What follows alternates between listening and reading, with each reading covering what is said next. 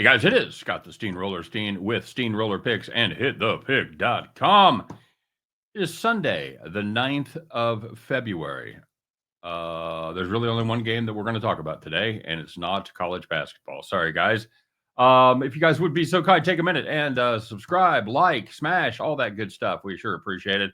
And this is the last day of my Chiefs Regalia Marathon. This is my most valuable piece, believe it or not. Got a little Chiefs thing there. And this is actually, my son got this for me for Christmas.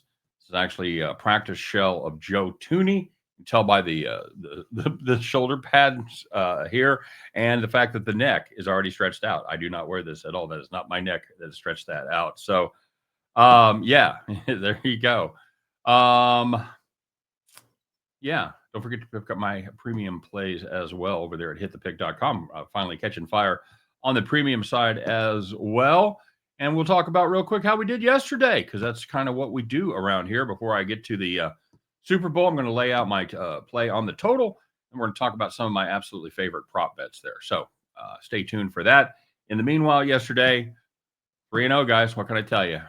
Wisconsin 3.5. That was sketchy for a while. They took it away there in the last part of the second half, as did VMI over a Citadel. They were able to get home there eventually. And Northwestern Washington, it was 38, or excuse me, 68 at halftime. 60, and what really got us home there was the fact that game stayed close for most of it, and everybody ran the regular offenses. Nobody took the air out of the ball, and we were able to get over the 137.5. So 3-0, guys. What can I tell you? 2-1 on the premium side. We missed out on Houston, laying 14.5. They only win by 10 over Colorado. We had Va Tech plus 7.5 over Notre Dame. They win that one outright. And we had, once again, rode Akron at home in the over 145 against South Alabama. So 5-1 on the day. We'll take it. And we'll be back tomorrow with more college basketball. I actually did look at the college basketball slate for today. About 8 games or so. Didn't like any of them. Didn't like a play in any of those games. So I was going to give you some more basketball, but couldn't find it. So we're going to talk NFL, baby. Eagles Chiefs. Looking at the total right here, guys. We're going to go over the 48.5. So here's the deal. I can make a case for either side of this number, have tons of data and trends to back me up. At this point, it really just comes down to feel. This number, it opened at 50.5, sort of. It opened at 50.5 on Chris and Bet Online. If you guys don't know how that works, before the public actually sees a line, there's a line that's released to really respected bettors that bet a lot of money. They, for the privilege of being able to bet first, they are actually the ones that move the line and get it set. So the money came in on the under from the respected bettors and went down to 48.5. That's where it opened for you and I, and that's where it's been stuck ever since. The over with Mahomes at the helm in playoff games for the Chiefs is 11-7. The last time these two teams played, as you probably will remember, 2 years ago, landed 38-35. That's 73. Here's how I think this is going to go. I think that both of these teams play pretty good defense, but I don't think at this level it really matters as much. We've seen a lot of the games. We saw both games go over in the championship game with some very good defenses involved there. And I can't guess what Andy's going to do. Okay, I'll give you an example. When Hollywood Brown came back, they stopped being able to double cover Kelsey, and so Kelsey went nuts in the 3 games since Hollywood Brown came back. He had 20 catches. Okay, so we go up to the Bills game. I load up on Kelsey. Load up on receptions, yards. What happens? They throw 12. The wide receivers have 12 receptions. Kelsey has 2.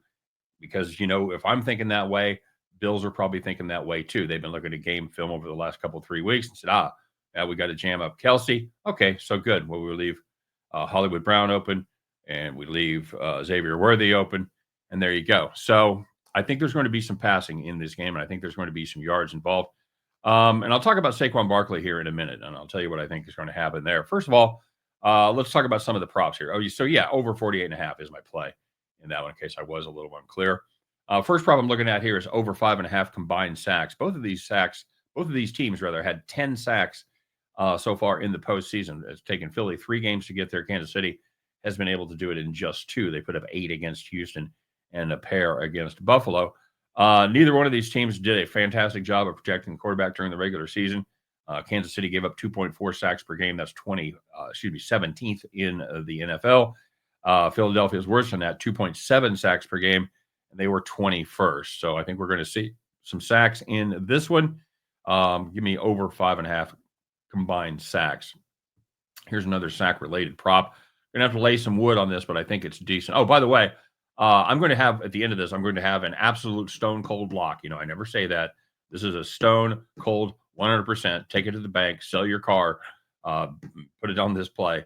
Stone cold lock. All right, so we'll get to that in just a minute. Here's another one that's pretty close. It's going to be Nick Bolton, no sack. It's minus 550. So, proceed with caution. On the season, Bolton has 3 sacks. And here's the deal with Bolton. He has taken the Willie Gay spot of last year. Willie Gay was the spy when they had mobile running quarterbacks. And that's exactly what Bolton has been doing. When they play Lamar Jackson, when they play Josh Allen, and he's going to be in that position when they play Jalen Hurts on Sunday. So he's not the pass rusher. That's not his job. Spags would rather bring a corner blitz, safety blitz, than send Bolton. They're just not going to send him. He is not going to get a sack in this game. So let's play Bolton, no sack, minus 550. Mahomes rushing yards, 28.5 is what I've got on FanDuel. In his first season, they played Indy. They played New England there in his first season as a starter back in 2018. Terrible weather for both of those games. Both were just absolutely freezing cold. He didn't run much in either one of those games. But since then, he's eclipsed this number of 28.5 in 10 of 18 playoff games. And in his 4 Super Bowls, he's gone over the total in every single one. He's averaged 35.5 yards per game. And like I said, gone over in all 4 games. He's a guy that can pick his spots. He looks for that man defense. He looks for those backs to get turned. He knows if he needs 8 or 10 yards for a first down, he's going to get it. So give me Mahomes over 28.5 rushing yards. And now we're going to talk about the Saquon rushing prop. I'm going to play under 109.5 rushing yards. And here's my logic. First of all, Chiefs haven't given up 100 yards to a running back since week 13 of 2023 against the Packers. In the playoffs, it's happened just one time, and that was that first season when they gave up 113 to Sony Michel. And by the way, that took him 29 carries to get there. And one final note on that 2018 season, that was the last season of defensive coordinator Bob Sutton, who did a terrible, terrible job for the Chiefs defense. It has never happened under Steve Spagnuolo in the playoffs. The KC defense this season has faced Derrick Henry, Nick Chubb, Najee Harris, James Cook twice, and Joe Mixon twice. In those games, they've given up 407 yards on exactly 100 carries.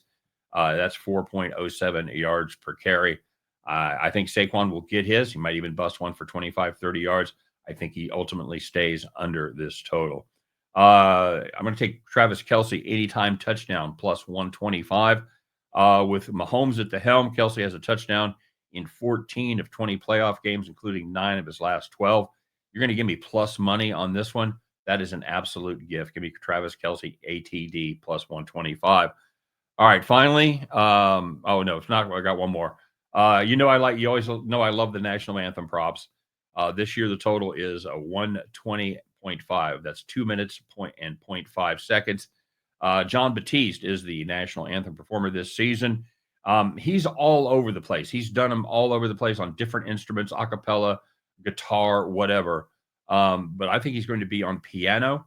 And usually when he's on piano, he clocks in between 2 minutes and 2 minutes and 10 seconds. We want to see that flourish up top. John Batiste likes to put out a little pre-anthem flourish on that piano. More flourish we get, the better it's going to go. I think this one, it's not going to be a lock. It's not a stone cold lock, but I think it does tend to get over the total. I think it's going to be somewhere around the 2 minute and 5 second mark, 2 minutes, 7 seconds. Give me a small play national anthem over 120.5. And the absolute stone cold lock that I promised you comes from none other than Stone Cold Jones. This prop is, will a player cry during the national anthem? Yes, minus 430. Lay it. Lay that number. Chris Jones will 100% cry during the national anthem. It is his deal. If you ever hear him mic'd up, he apologizes to who's ever standing next to him before the national anthem because he knows he's going to cry. The cameras know it.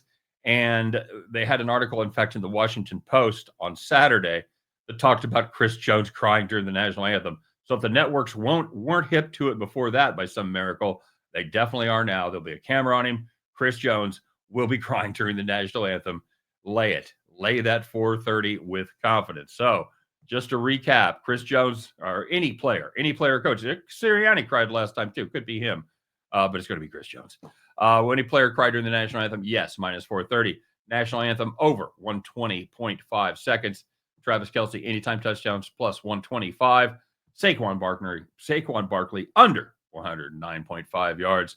And Patrick Mahomes over 28.5 rushing yards. Nick Bolton, no sack, minus 550. And over 5.5 combined sacks for the Eagles and Chiefs. And finally, the total, Chiefs, Eagles, over Rover, 48.5. At the end of those plays, at the end of that one game, you guys can join me as we pick apart winning tickets and head back to the window. All right, guys, it's going to be a big day for me. I may not have a video out Monday, depending on the results of this game. Having some people over, the party could go late. I'm not going to get much work done. So I'm just telling you right now, we may not have a video on Monday. I know it kills me. We're having this run, but you know what? They get that three-peat. It's only going to happen once in my life, I promise. And I'm going to make it pretty special. So we'll see what happens. You guys, good luck on all your plays. I know you've got stuff strung out all over the place. Put some of your favorite bets in. Whatever your plays are, put those in the comment section. I'd love to see if you're tailing me, if you're fading me here. I'd love to hear your thoughts on the side. Of course, I got a premium play on the side, and I'd love to hear your thoughts, of course, on the props. Sorry for the length of this video. Hopefully the amount of information made it worth it. You guys have a great day. Enjoy the game. Good luck on all your plays. A win, lose, or draw. I'll be back next time to talk all about it. Take care. We'll see you then.